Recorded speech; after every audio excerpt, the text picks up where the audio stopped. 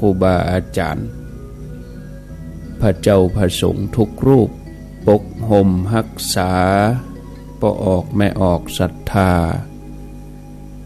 ด้านสาธุชนคนดี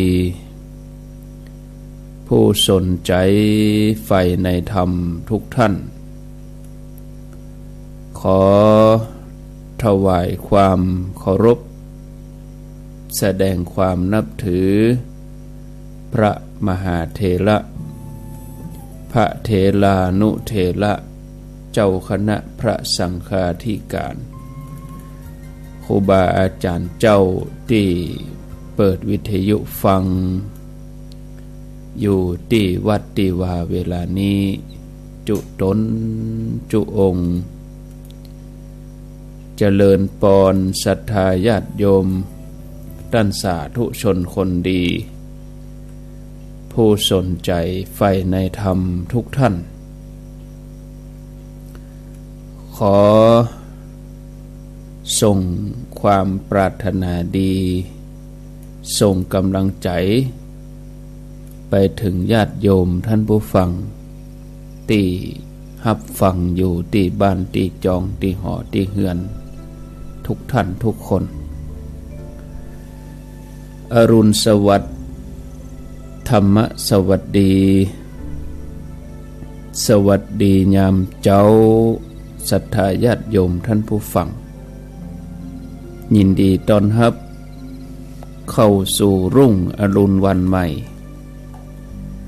ประกันเจ้านี้เป็นเจ้าวันการวันอังคารที่30เดือนมีนาคมพุทธศักราช2564วันนี้เป็นวันการเดือน7เหนือแฮม2ค่ำเดือน7เหนือแฮม2ค่ำพร่ำว่าเป็นวันการมาพบกับ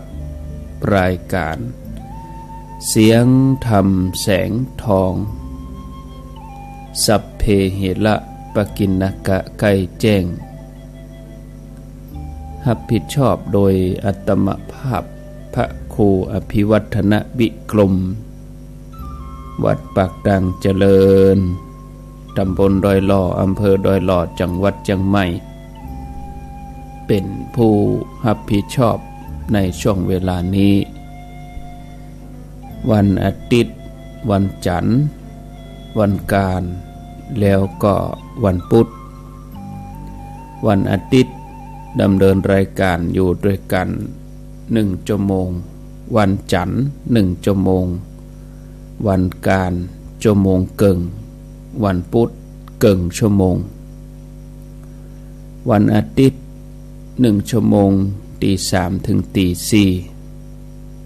ตี 4เป็นต้นไปก็เป็นท่านพระครูวรธรรมนาถวัดหนองเหียงในวันอาทิตย์ส่วนวันจันทร์ตี 4เป็นต้นไปนั่นเป็นรายการธรรมะภาคภาษาไทยใหญ่โดยตุลุงโอส่วนวันการตี 3 ถึงตี 4เกิงอาตมาเข้ารายการอุจากับศรัทธาญาติโยมตี 4เกิงถึง7 โมงเป็นท่านพระสาธิตธีระปัญโยสถาบันธรรมาภิวัตรอำเภอแม่เมาะจังหวัดลำปางวันพุธเกิงชั่วโมงตี 3เกิงเป็นต้นไปก็เป็นท่านพระ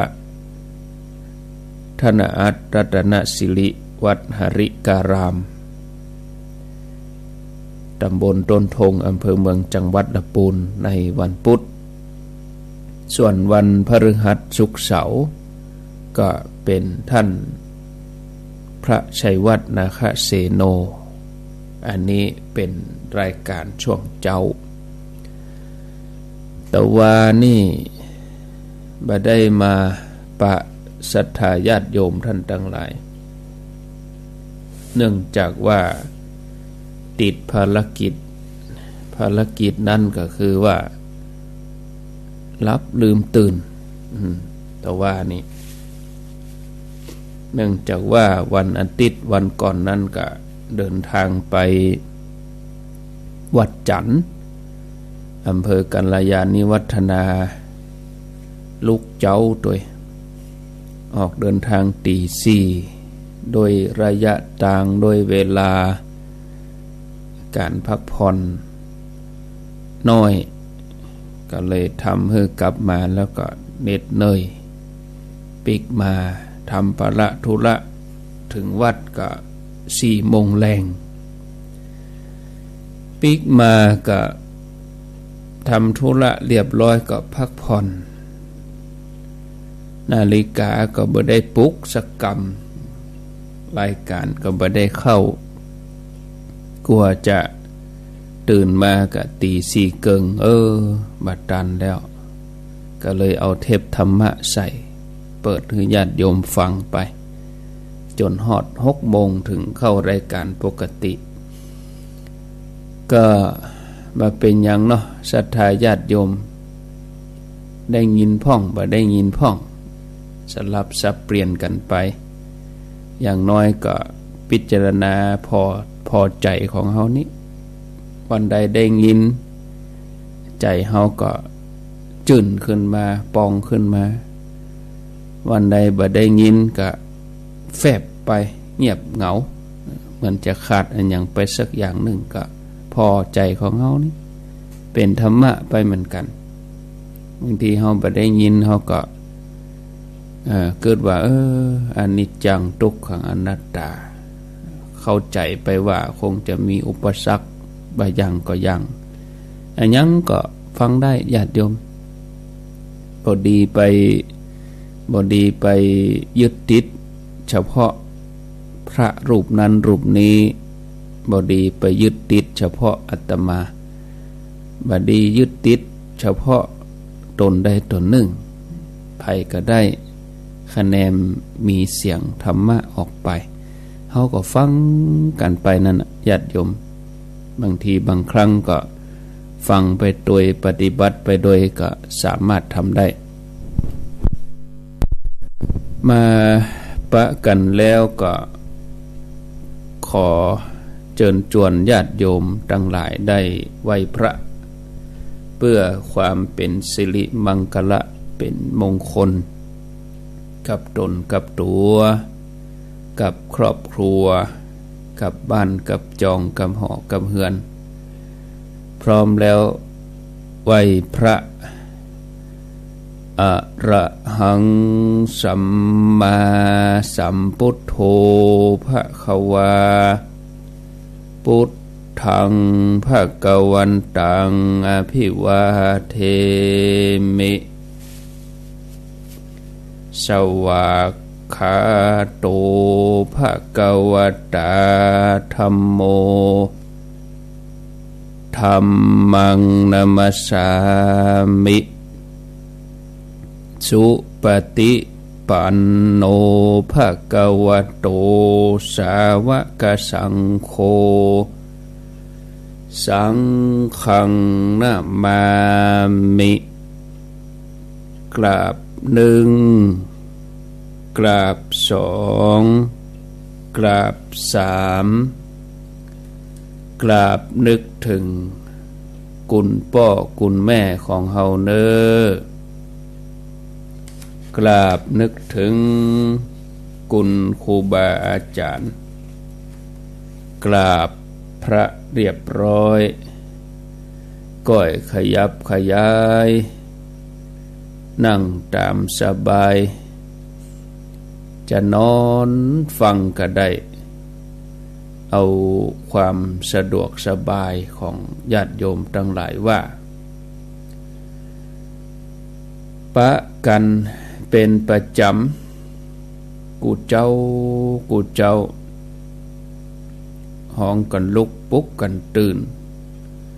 บางท่านก็อาจจะนอนฟังไปได้ไปชั่วโมงแรกนาทีแรกฟังไปแล้วก็ หม่อยลับไปกับเป็นอย่างญาติโยมท่านทั้งหลายก่อนอื่นนั่นก็ต้องขออนุโมทนากับสถานีวิทยุที่เปิ่นรับสัญญาณในช่วงเวลาตี 3จนถึงเวลาตี 5บางสถานีบางคลื่นก็รับไปจนถึง7 โมงบางสถานีก็รับไปถึงเวลา6 โมงอันนี้ก็แล้วแต่พังรายการของเปิ้นในช่วงตี 3ถึงตี 5นี่ก็มีอยู่9สถานี9สถานีก็มีที่ 104.50 เป็นหลักเป็นแม่ข่ายสถานีวิทยุเพื่อการศึกษาพระพุทธศาสนาและวัฒนธรรม FM 104.50 อำเภอเมืองเชียงใหม่ตั้งอยู่ที่วัดฝายหินตำบลสุเทพอำเภอเมืองเชียงใหม่โดยท่านพระครูสมุวิสุวัตรวรกิจโจท่านได้ควบคุมดูแลตลอด24 ชั่วโมงถึงเวลาก็มอบธรรมะให้ศรัทธาญาติโยมส่งไปถึงบ้านถึงจองญาติโยมทั้งหลายแล้วนอนฟังก็ได้สถานีที่ 2สถานีวิทยุคณะสงฆ์อำเภอฝางตั้งอยู่ที่วัดพระบาทอุดมน้ำบ่อสาวาสำนักวิปัสสนา FM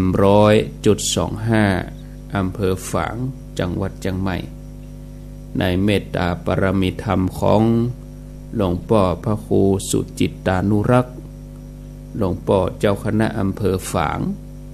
เจ้าอาวาสวัดพระบาทอุดมน้ำบ่อสาวาสำนักวิปัสสนาสถานีที่ 3สถานีวิทยุแดนดินถิ่นล้านนาบ้านหงงัวตำบลน้ำบ่อหลวงอำเภอสันปะตองจังหวัดเชียงใหม่ FM 103.50 โดยพี่ไอรุจิสมบัติเงาคำ 103.50 สถานีที่ 4คลื่นธรรมะของชุมชนคลื่นธรรมะของชุมชนตั้งอยู่ที่วัดห้วยตองซักตำบลขวงเปาอำเภอจอมตองจังหวัดเชียงใหม่ FM 98.75 ในเมตตาปรมีธรรมของท่านพระครูวาปีวรมณิตเจ้าอาวาสวัดห้วยตองซักพร้อมกับท่านพระชวลิตชยวังโสผู้ดูแลเจ้าหน้าที่ประจำสถานีที่ 5มนเสียงธรรมอำเภอแม่แจ่มจังหวัดเชียงใหม่ตั้งอยู่ที่วัดบุพารามตำบลจังเครื่องอำเภอแม่แจ่มจังหวัดเชียงใหม่ FM 106.25 ในเมตตาปรมีธรรมของหลวงพ่อพระครูมงคลวิสิทธิ์หลวงพ่อเจ้าคณะอำเภอแม่แจ่มเจ้าอาวาสวัดบุพารามสถานีที่ 6สถานีวิทยุเน็กเนลเรดิโอเน็กเนลเรดิโอ FM 96.75 ตั้งอยู่ที่บ้านจงตำบลทุ่งกวาวอำเภอเมืองปานจังหวัดลำปางโดยพี่นานเสมห้างหุ้นส่วนจำกัดอนุสรณ์เรดิโออำเภอเมืองปานจังหวัดลำปางครอบคลุมอำเภอเมืองปานรับฟังได้ทั้งหมดเลยก็อนุโมทนากับพี่นานเสมโดยภายใต้การประสานงานของท่านสมชาติชาตปัญโยท่านสมชาติท่านได้การประสานงานก่อให้เกิดความร่วมไม้ร่วมมือก่อให้เกิดความสามัคคี ส่งเสริมสนับสนุนงานเผยแผ่พระพุทธศาสนาในพื้นที่อำเภอเมืองปานคนเฒ่าคนแก่ตื่นมาเมื่อเจ้าก็ได้ยินได้ฟังอย่างตั้งอกตั้งใจสถานีที่7วิทยุชุมชนคนเหนือเขื่อนอำเภอฮอดจังหวัดเชียงใหม่ FM 90.75 อำเภอฮอดสถานีที่8สถานีวิทยุเพื่อการศึกษาและพัฒนาอาชีพ Radio Network Radio Network FM 103.0 อำเภอเมืองจังหวัดลำปางโดยคุณอนุพงษ์ตาจีนะพร้อมกันนี้ก็อนุโมทนากับสถานีที่9สถานีวิทยุวิทยาลัยเทคโนโลยีและการจัดการกฟผ.แม่เมาะจังหวัดลำปาง FM 99.50 อำเภอแม่เมาะจังหวัดลำปางโดยคุณอนุพงษ์ตาจีนะเหมือนกันได้รับสัญญาณตั้งแต่เวลา 3:00 จนถึง 9:00 น2สถานีพร้อมกันก็อนุโมทนากับสถานีวิทยุที่ได้กล่าวได้เอ่ยมา9คลื่น9ที่9สถานีก็ขอบคุณถือว่าเป็นเลขดีเนาะ9สถานีเมื่อเจ้าเริ่มต้น9แรก 3:00 ก็9สถานีควายมาแถมน้อยช่วง 5:00 ก็จะมีมาเพิ่มแถมเป็น18สถานีถ้า 5:00 ก็อนุโมทนาด้วยก็อย่างที่เคยบอกญาติโยมทั้งหลายไว้แล้วว่าสถานีวิทยุตึงโมตึงมวลนี้เป็นไปด้วยความร่วมไม้ร่วมมือเป็นน้ำใจที่เปิ้นได้หันความสำคัญส่งเสริมสนับสนุนรายการธรรมะโดยที่บ่ได้คิดกะจ้างกะเจ้าอันใดเนื่องจากว่าเปิ้นมีใจกึดแล้วเล็งหันว่ารายการนี้ทุกช่วงเวลาตั้งแต่ 3:00 นี้เป็นประโยชน์ต่อผู้ฟังเป็นกำลังใจต่อท่านทั้งหลายผู้ฟังเปิ้นก็เลยนำสัญญาณไปออกที่สถานีของเปิ้นโดยการร่วมไม้ร่วมมือเป็นเครือข่ายทักทอร้อยเรียงอยู่ร่วมกันอย่างสมานฉันท์สามัคคีเป็นน้ำหนึ่งใจเดียวกันก็เลยทำให้งานเผยแผ่นี่กว้างขวางไปญาติโยมทั้งหลายได้ยินได้ฟังมีกิจกรรมร่วมกันมีการได้ประสานงานมีความร่วมไม้ร่วมมือกันญาติโยมได้ยินได้ฟังแล้วก็รู้สึกว่าม่วนใจกรณีเฮาหันครูบาอาจารย์พระเจ้าพระสงฆ์เปิ้นร่วมไม้ร่วมมือกันดี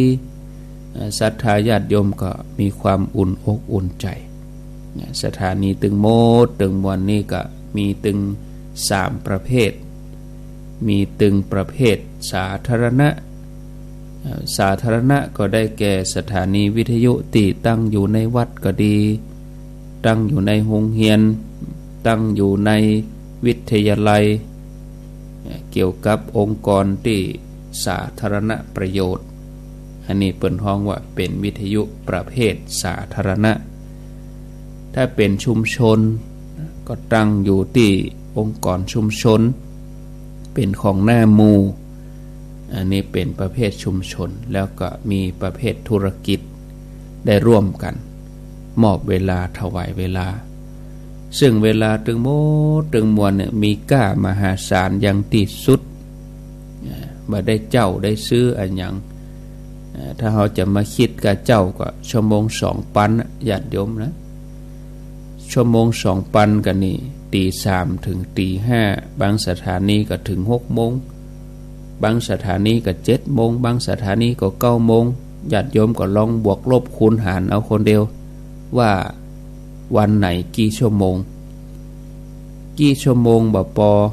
เฮาก็ลองบวกลบคูณหารว่ากี่สถานีเอาง่ายๆหมก9สถานี 9 สถานีแล้วเราเอาชั่วโมงเดียวก็พอละชั่วโมงละ2 ปัน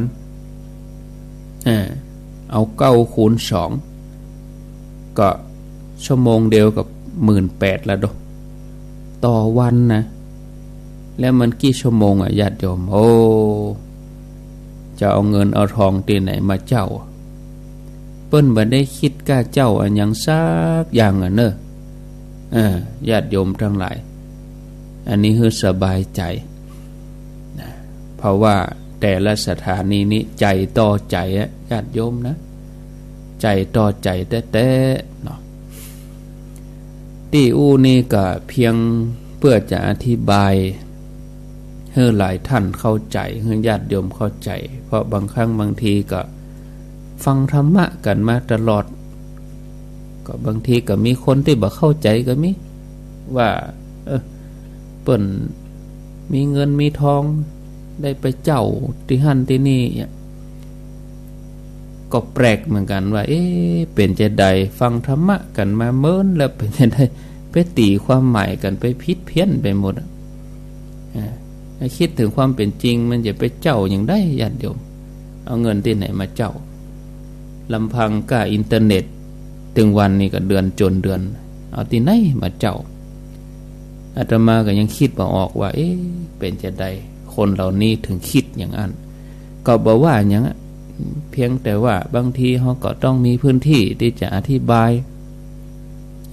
ให้เข้าใจว่ามันเป็นอย่างอี้แล้วความเป็นจริงก็ต้องเป็นอย่างนี้แล้วมันก็เป็นอย่างอี้แท้ๆเนาะมันเป็นอย่างอี้แท้นะญาติโยมท่านทั้งหลายก็ว่ากันไปฟังธรรมะกันดีกว่าเนาะวันนี้ถึงเรื่องของการเจริญวิปัสสนาในชีวิตประจำวันญาติโยมทั้งหลายบางครั้งบางทีเขาก็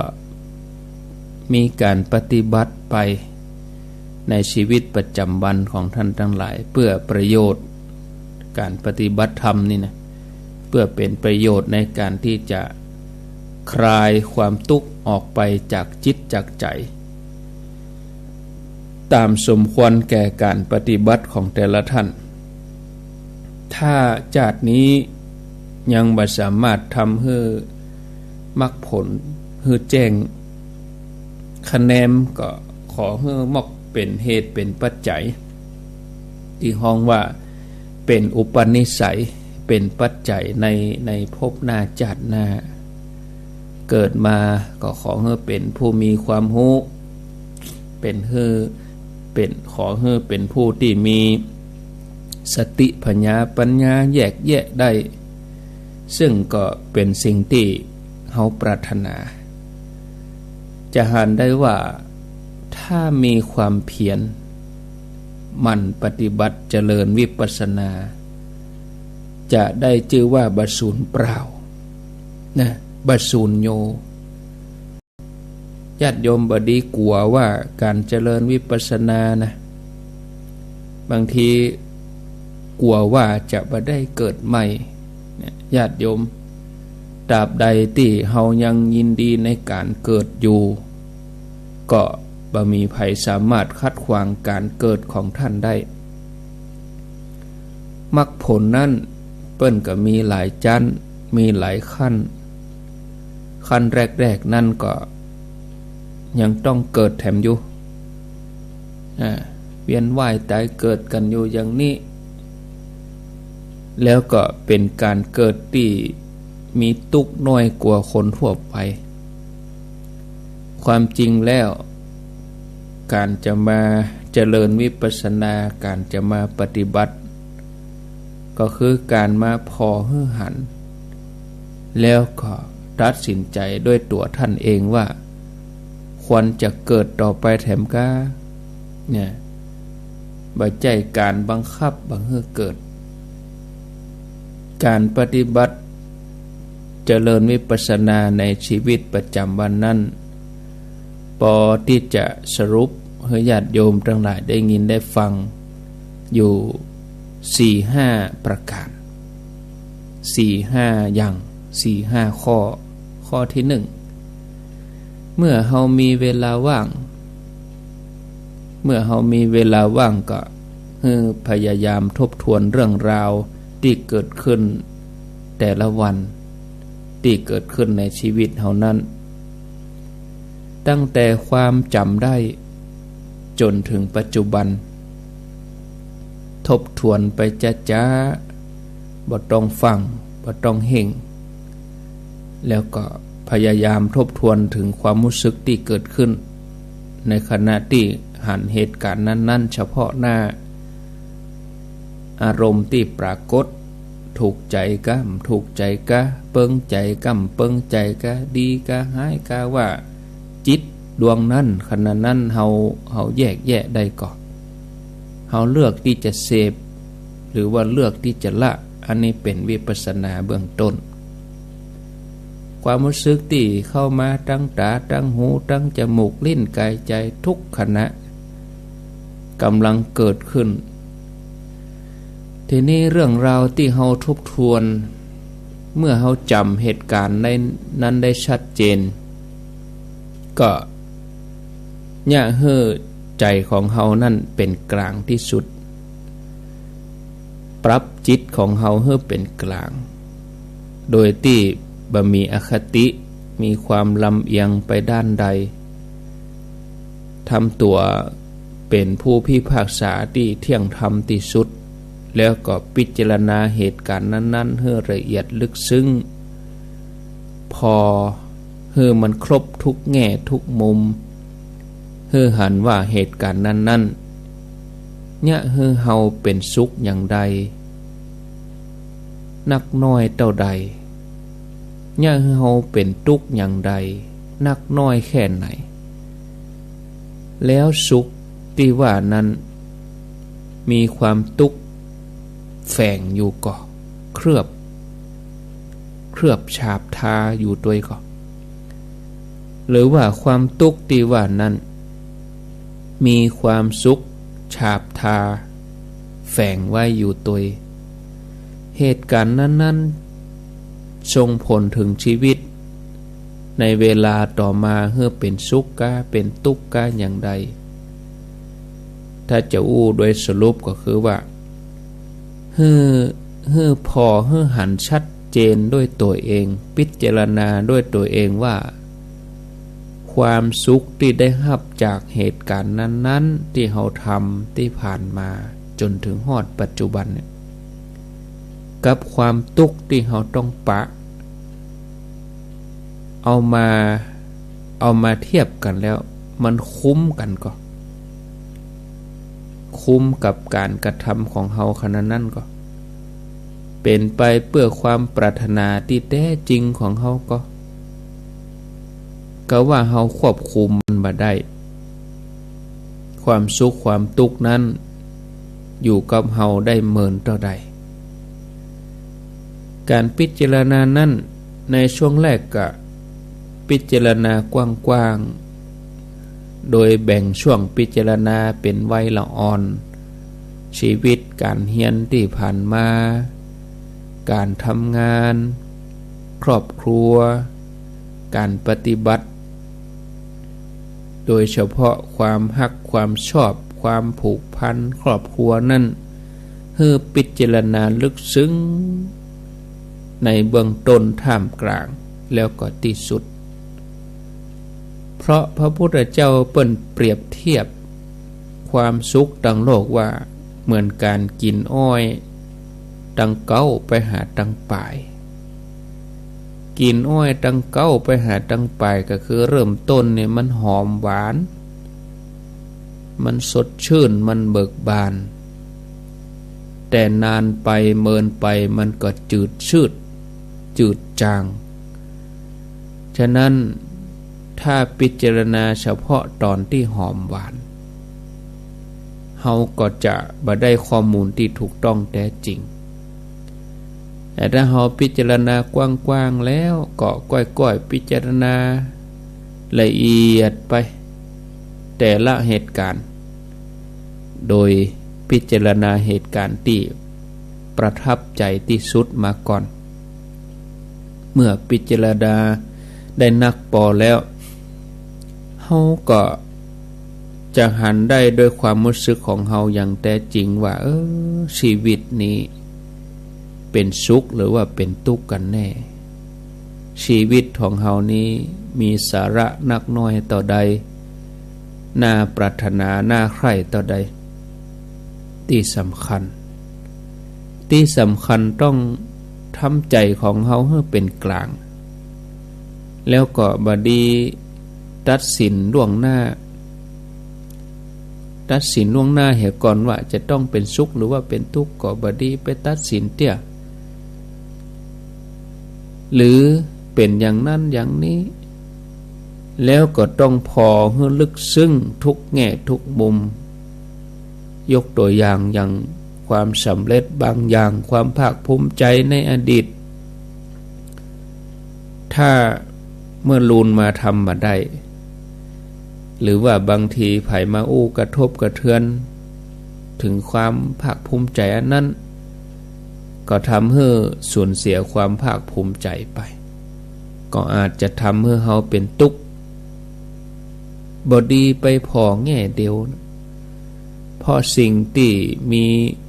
กุลมีประโยชน์มันก็จะมีโทษเหมือนกันอย่างไฟฟ้าเนี่ยมีกุลอันนั้นมีโทษมหันต์เอามาใช้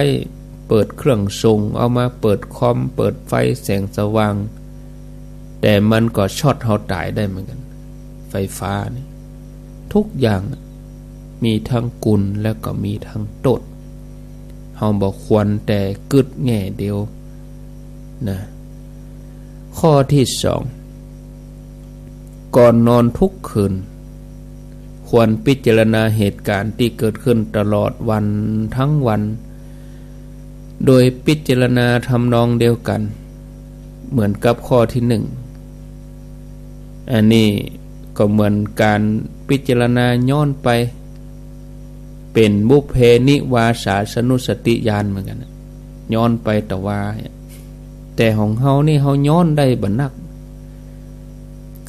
ก็เดือนที่ผ่านมาเฮายังจำเหตุการณ์ทุกเหตุการณ์ยังมาได้บางทีผ่านไป3วัน5วันก็ลืมกันแล้วแต่ถ้าเฮาปฏิบัติวิปัสสนาสามารถย้อนไปได้นักกว่านี้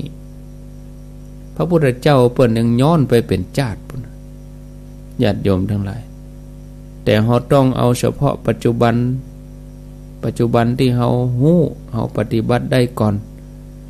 โดยที่เฮาบ่ต้องไปหวังว่าจะย้อนไประลึกถึงชาตินั้นชาตินี้เฮาบ่ต้องไปกึดเตื้ออยู่กับปัจจุบันอันที่3ข้อที่3ในชีวิตประจำวันนี่ก็ขอให้สังเกตความรู้สึกที่เกิดขึ้นในขณะนั้นให้นักที่สุดเท่าที่จะนักได้เท่าที่จะทำได้ถ้าเผลอไปเมื่อใดก็เอาใจปิกมาแถมพยายามสังเกตให้ได้นักที่สุดจนเกยเป็นนิสัยมีสติหูเต้าตันหูสึกตลอดเวลาที่สำคัญเราก็ต้องเข้าใจว่าการสังเกตนั่นเพื่อศึกษาธรรมชาติของร่างกายจิตใจของตัวเฮาศึกษาว่าจะใดศึกษาว่ามีสุขมีทุกข์นักน้อยเท่าใดเปลี่ยนแปลงแปรปรวนอย่างใดบังคับได้ก็ว่าบ่ได้อยู่ในอำนาจก็บ่ใจสังเกตเพื่อจะบังคับหรือว่าไปข่มมันฮื้อสังเกตฮื้อพอแล้วก็เฮียนฮู้แถมอย่างหนึ่งก็คือพยายามหาตัวเก่าฮื้อปะคือว่าสิ่งที่เฮารู้สึกว่าอันนี้เป็นตัวเฮาอยู่ที่ไหนอยู่ตรัดใดอาจจะรู้สึกว่า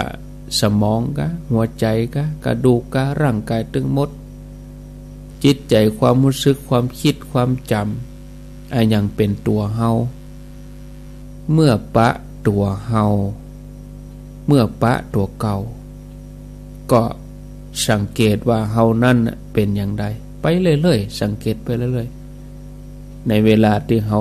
เจริญกรรมฐานแล้วก็เวลาที่เฮาใจชีวิตประจำวันตามปกติตั้งแต่เฮาเริ่มตื่นนอนมาอย่างเดี๋ยวนี้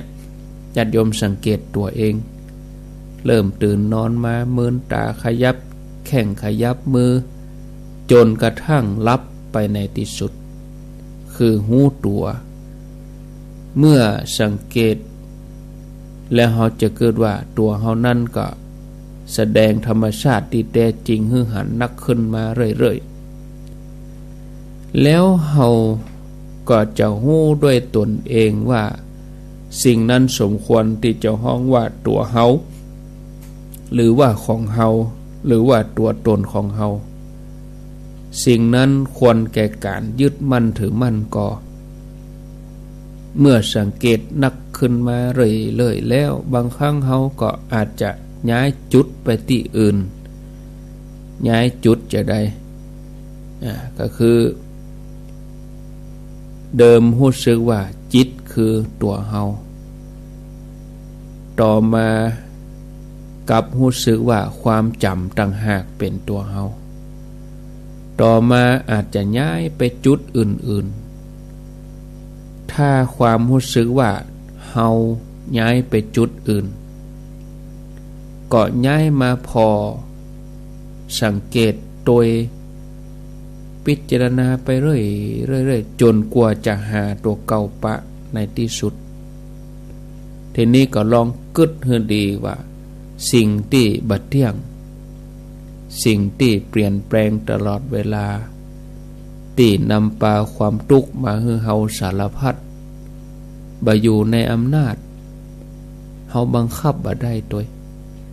บ่เป็นไปดังใจปรารถนาเอาแน่อันยังบ่ได้คาดหวังอันยังบ่ได้เลยอันนั้นสมควรก่อที่จะฮ้องว่าเป็นของเฮาสมควรก็ว่าที่จะฮ้องว่าเป็นตัวตนของเฮาเอาง่ายๆอย่างร่างกายเฮาเนี่ยเฮาจะบังคับให้มันเป็นอย่างเก่ามันเหมือนอย่างเก่ากะญาติโยมเขาฝืนที่จะรับบางทีเฮายังบังคับมันบ่ได้จิตดวงเนี้ยแต่ถ้าเขาเอามาปฏิบัตินี่นะญาติโยมโอ้จิตของเขานี่มันหูกรรมบัดจะตายมันบัดจิลึงหรอกแต่เขาบ่ได้ฝึกมันมาได้นะแต่ละวันนี่เขาตวยใจมันหรอกแต่ละวันนี่เขาตามใจมันก็เลยได้ใจเมื่อมันได้ใจมันก็มีอำนาจเหนือเขาก็เลยบังคับอะไรอย่างมันบ่ได้แต่ถ้าเขามันฝึกเกิดความคุ้นเคยเกิดความเคยชินเขาก็สามารถจะพิจารณาได้นะถ้าจะถือว่าสิ่งใดสิ่งหนึ่งเป็นเฮาแล้วอย่างน้อยสิ่งนั้นก็ควรอยู่ในอำนาจกะมันก็เป็นไปตามที่เฮาปรารถนาตลอดเวลาใจกะบ่ใจแค่บางครั้งหรือบังเอิญได้เหตุปัจจัยที่เหมาะสมก็เป็นอย่างที่ต้องการแต่ถ้าบ่บังเอิญอย่างนั้นกลับกลายเป็นอย่างอื่นอย่างยกตัวอย่างเมื่อมีเหตุให้สุขก็สุขมีเหตุให้ทุกข์ก็ทุกข์มีเหตุให้โกรธก็โกรธมีเหตุให้ดีใจก็ดีใจมีเหตุให้เสียใจก็เสียใจมีเหตุให้ป่วยก็ป่วยทั้งที่เฮาบ่อยากจะให้มันเป็นอย่างนั้นเฮาบ่อยากจะให้มันทุกข์เฮาบ่อยากจะให้มันเสียใจเฮาบ่อยากจะให้มันโกรธแล้วเฮาก็บ่อยากให้มันเจ็บป่วย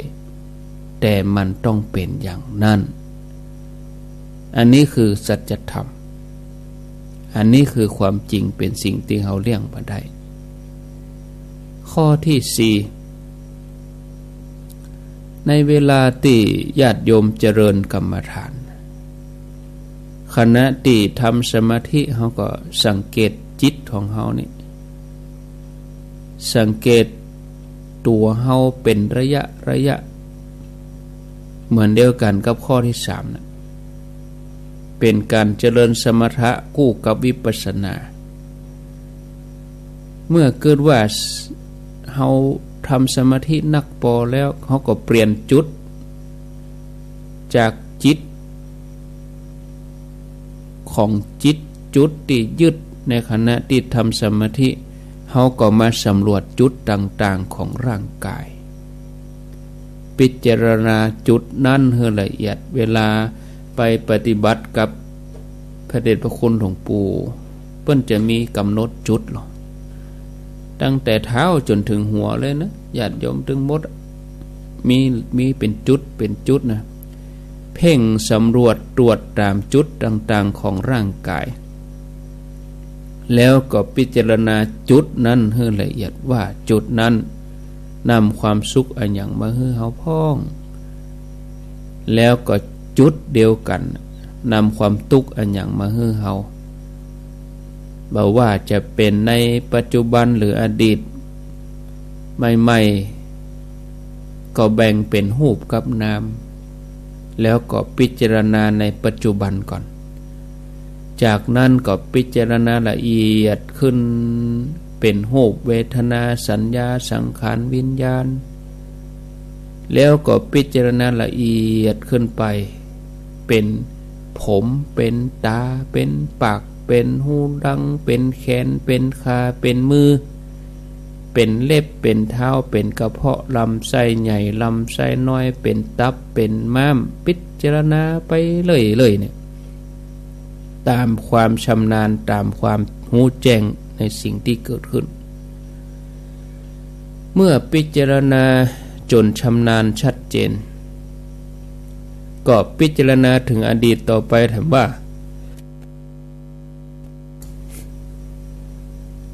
อวัยวะแต่ละอย่างนั้นที่เฮาเอามาพิจารณาเนี่ยญาติโยมทั้งหลาย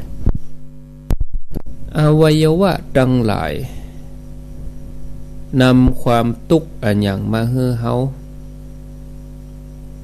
ายึดสิ่งใดมาก็พิจารณาสิ่งนั้นก่อนพิจารณาอดีตปัจจุบันหันแจ้งถึงอดีตแล้วก็ปัจจุบันทีนี้ก็ลองพิจารณาให้ดีว่ารูปเนี่ยนามเนี่ยอวัยวะต่างๆที่ว่ามาเนี่ยมีสิ่งใดที่บ่ได้นำทุกข์มาให้เฮามีสิ่งใดที่อยู่ภายใต้อำนาจเฮาแล้วก็มีสิ่งใดที่มันคงถาวรบ่เปลี่ยนแปลงไปตามเหตุตามปัจจัยมีสิ่งใดควรแก่การยึดมั่นถือมั่นพ้องสิ่งเหล่านี้ควรกะที่จะเป็นของเฮาควรกะที่จะเป็นตัวของเฮาอันนี้คือเฮาพิจารณาจะนี้ข้อที่5เมื่อเฮาพิจารณาแล้วเฮาหันทุกข์หันโทษของสิ่งมูนี้แล้วหันทุกข์หันโทษว่ามันเป็นที่สกปรกโสโครกมันเป็นที่อยู่ของสิ่งสกปรกโสโครกมันบ่น่าพอน่าก้อยความยินดีฮักใคร่ความยึดมั่นถือมั่นในสิ่งนั้นมันก็จะลดไปอันนั้นคือตัวกามฉันทะก็จะมารบกวนเฮาน้อยลงไปเรื่อยๆเมื่อเฮาหันว่าสิ่งทั้งหลายบ่ได้อยู่ในอำนาจของไผทั้งหมดล้วนเป็นไปตามเหตุตามปัจจัยกล่าวว่าเมื่อความยึดมั่นถือมั่นในสิ่งมูนั้นลดลงไปความคัดเคืองใจเพราะสิ่งนั้นและความยินดีฮักใคร่ในสิ่งนั้นมันก็จะลดไปแถมอันนี้คือตัวปฏิฆะแล้วก็กามฉันทะก็จะลบกวนเฮาน้อยลงไป เมื่อเฮาหันสิ่งต่างๆด้วยความรู้แจ้งของเฮาเองเป็นไปตามความเป็นจริงแล้ว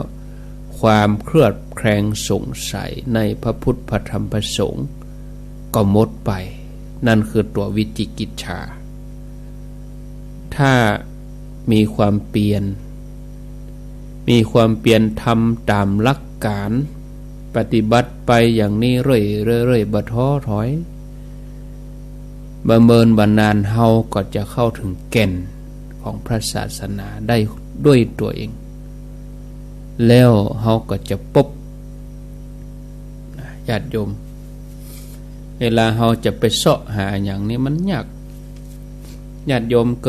คยเสียของอะไรอย่างมันหายก็เฮาจะใจล่ะมันหายเสาะอย่างใดก็ได้เสาะจนป้ออิดป้อเนยเสาะถ้าเฮาปะเนี่ยมันดีใจนะมันดีใจความรู้สึกของการปฏิบัติกันอย่างเดิมประเด็นนี้เฮาพยายามค้นหาเฮาพยายามเสาะหาแต่ถ้าเฮาปะแล้วเฮาจะรู้ว่าเนี่ยศรัทธาญาติโยมมันเป็นอย่างอีรู้มันอย่างอีรู้ญาติโยมทั้งหลายเป็นความสุขที่บ่อาจจะหาได้จากทั้งโลกบ่สามารถซื้อได้โดยเงินเป็นความสุขที่เกิดจากการที่จิตของเฮานี่คลายความยึดมั่นถือมั่นจากสิ่งทั้งหลายทั้งปวงเป็นความสุขที่บ่มีความทุกข์เจือปนแม้แต่น้อยแล้วก็บ่ต้องอาศัยเครื่องล่ออันใดเป็นความสุขที่เกิดจากการที่จิตบ่หวั่นไหวไปตามอารมณ์ต่างๆที่มากระทบสามารถอยู่ในท่ามกลางพายุแสงแดดและอุปสรรคทั้งหลายได้นี่ญาติโยมทั้งหลายอันนี้อู้ถึงวิปัสสนาในชีวิตประจำวันญาติโยมท่านทั้งหลายเวลาญาติโยมปฏิบัติไปบางท่านมีคำถามเหมือนกันจังถามมาหลายท่านนั่งปฏิบัติไปออกกลางคันเลยบางทีก็สะดุ้งตกใจนั่งไปสะดุ้งมืนตาเหี้ยบางทีนั่งไปเกิดเหตุการณ์นั่นนี่ขึ้นมาบางทีก็ตกใจอันนี้เฮือตั้งสติเฮือดีบ่ดีกว่านะหรือว่าเอาความตกใจมาครอบง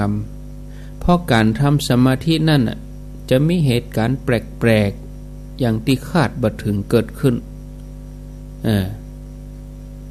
ถ้าบ่หายก็พยายามทำใจนึกถึงรัตนตรัย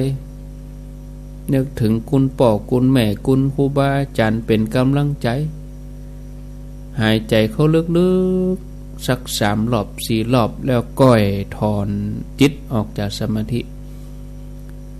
เมื่อจิตใจเป็นปกติแล้วบ่กลัวบ่ตกใจนะแล้วก็บ่ได้อยู่ในสมาธิที่ลึกเกินไปก็ก้อยๆมืนตาจ้าถ้าออกจากสมาธิโวยมันจะเมาหัวมันจะมึนจะงงรู้สึกเหมือนตัวเก่าหมุนติ้วถ้าตกใจถ้ามึนตาทันทีกำหนดบัดตันนะเกิดว่าน่าจะเป็นสัญชาตญาณในการระวังภัยของมนุษย์เราทุกคนเวลาตกใจอย่างนี้บางทีควบคุมสติบ่อยู่นะแล้วเวลานั่งฟุ้งซ่านเหรอนั่งไปปฏิบัติไปบางทีก็หงุดหงิดฟุ้งซ่านบอกว่าอย่างจะเกิดขึ้นญาติโยม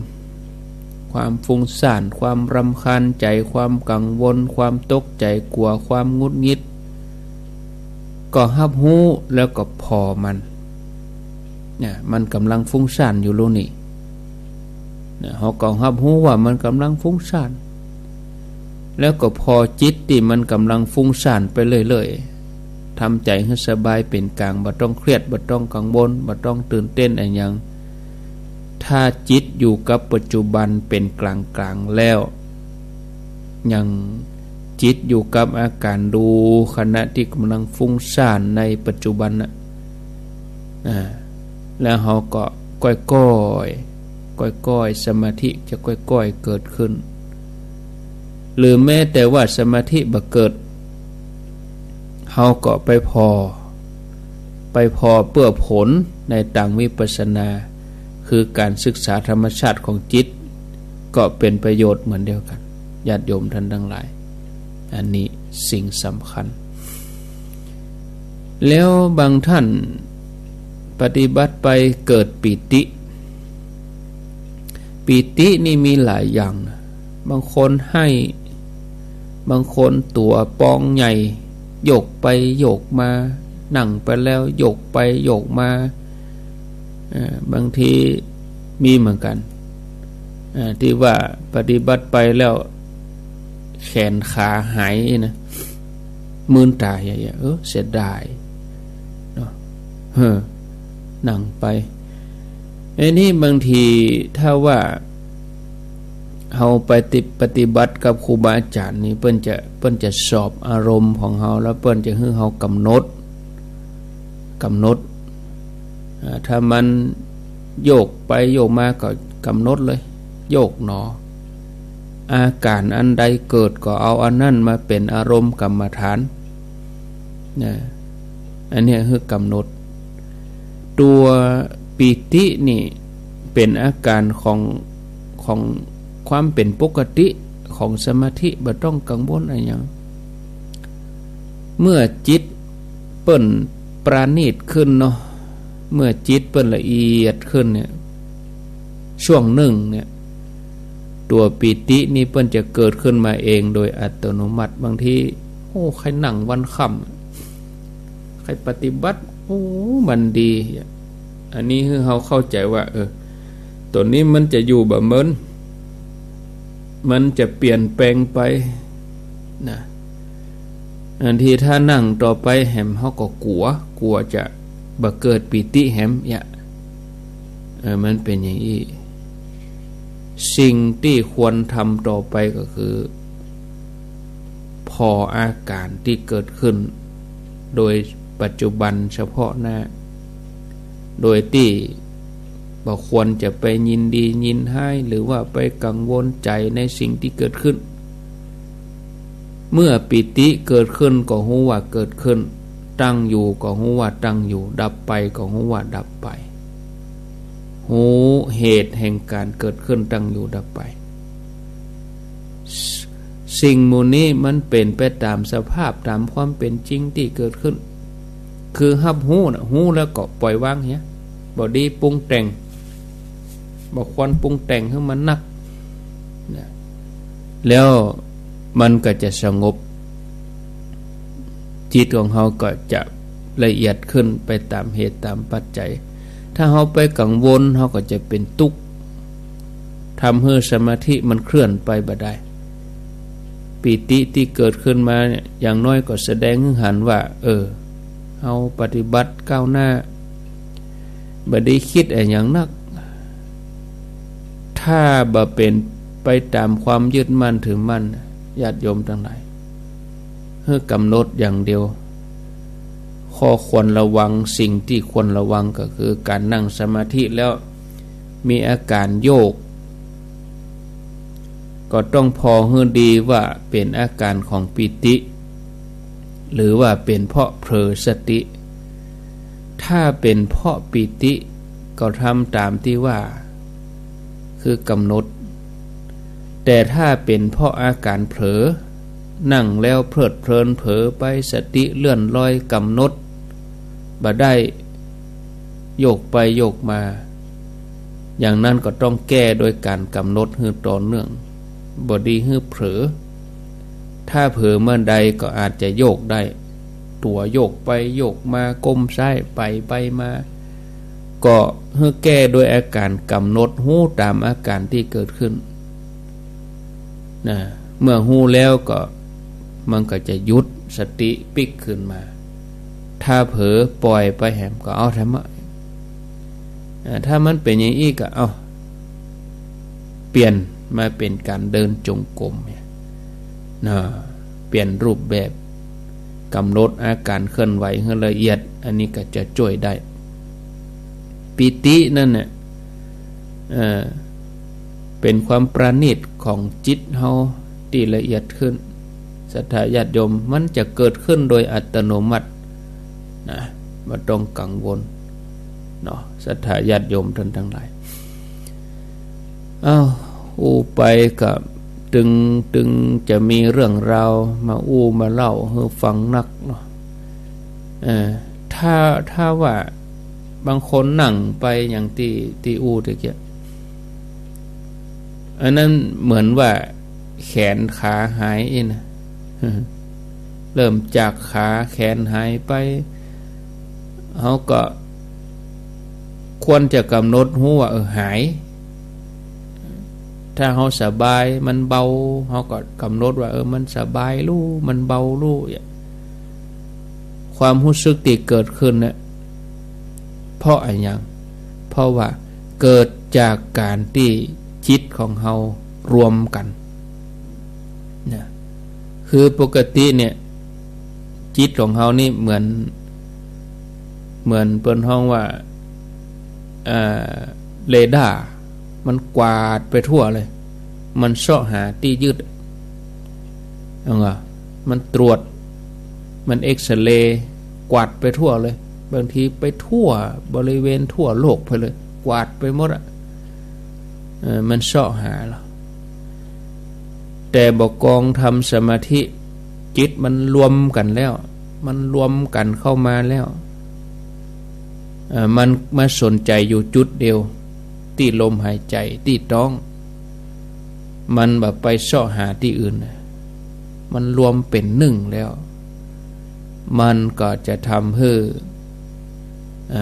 อวัยวะนั้นหายไปบางทีเหมือนแขนบะมีขาบะมีแข้งขามีที่ไหนบางคนนั่งไปตกใจสะดุ้งมึนตาพออย่างเงี้ยเสียดายเหมือนกันอันนี้ก็ปฏิบัติไปเรื่อยๆนะคงจะเอาไว้ตัวอีกเพราะกำเดียวตีสี่กึ่งจะได้เชื่อมสัญญาณไปที่ท่านสาธิตธีระปัญโยสถาบันธรรมาภิวัตรอำเภอแม่เมาะจังหวัดลำปางก็เชิญชวนญาติโยมวันที่30เมษายนจะมีการสะเก้าดำหัวสุมากะละวะครูบาอาจารย์วันที่30เมษายนก็จะจัดขึ้นที่สถาบันธรรมาภิวัตรบ้านศพเตินตำบลศพปาดอำเภอแม่เมาะจังหวัดลำปางในวันที่30เมษายนก็เชิญชวนญาติโยมทั้งหลายรายละเอียดนั้นก็จะเริ่มมาจามากล่าวให้ญาติโยมเขาตั้งแต่วันที่1เมษายนไปเนาะแต่ว่าช่วงแห่งวัน2วันนี้ก็จะในเรื่องสถานที่ในเรื่องเวลาในเรื่องวันแล้วก็ครูบาอาจารย์นั้นก็ประมาณ50ตน50รูปถึงครูบาอาจารย์ในพื้นที่แล้วก็ครูบาอาจารย์พระนักจัดรายการสถานีที่เปิดรับสัญญาณนี้ทั้งหมดเลยทุกรูปเลยไม่ว่าจะเป็น104นี่ยินดีถ้าเปิ้นจะไปบ่ได้จำเพาะเจาะจงแล้วก็บ่ได้กีดกันว่าบ่ฮื้อตนนั้นไปบ่มีไปทุกรูปจัดรายการที่ไหนไปทุกรูปในเครือข่ายสถานีที่รับสัญญาณอยู่นี้ถึง พระสงฆ์ที่ทำงานเป็นพระเจ้าหน้าที่อยู่เบื้องหลังอยู่เบื้องหน้านี่เนาะก็ไปศรัทธาก็จะได้สะเก่าดำหัวสุมากะละวะตลอด1 ปีได้ฟังกันมาเฮาก็กูเตือเฮาก็ไปหาที่วัดตัวนั้นนี่เฮาไปรวมกันหั่นหมดเลยต้อมดีเฮาบ่ต้องไปเป็นวัดแล้วนะถ้าจะไปเป็นวัดก็แล้วแต่อันนั้นก็ส่วนตัว ขออภัยส่วนตัวส่วนครอบครัวไปแต่ส่วนรวมที่เฮาจะไปร่วมกันเนี่ยวันที่30ญาติโยมท่านทั้งหลายก็เบื้องต้นก็จะร่วมบุญถวายครูบาอาจารย์เพิ่นเนาะรูปละ1,500 บาทญาติโยมตั้งกุศลเจตนาก็เฮาก็เอาคนละ500ก็3คนก็ประเคน1ตนปัจจัยนั้นบ่ต้องเอามาฝากเตื้อบ่ต้องเอามาหอมเตื้อคือเอาติดตัวไปตัวถึงเวลาอ่านชื่อก็เข้าไปประเคนเอาปัจจัยไปปักรูปแบบก็จะเป็นอย่างนี้ส่วนท่านที่จะฝากโอนนั่นก็หลังวันที่20ไปก่อน20 เมษายน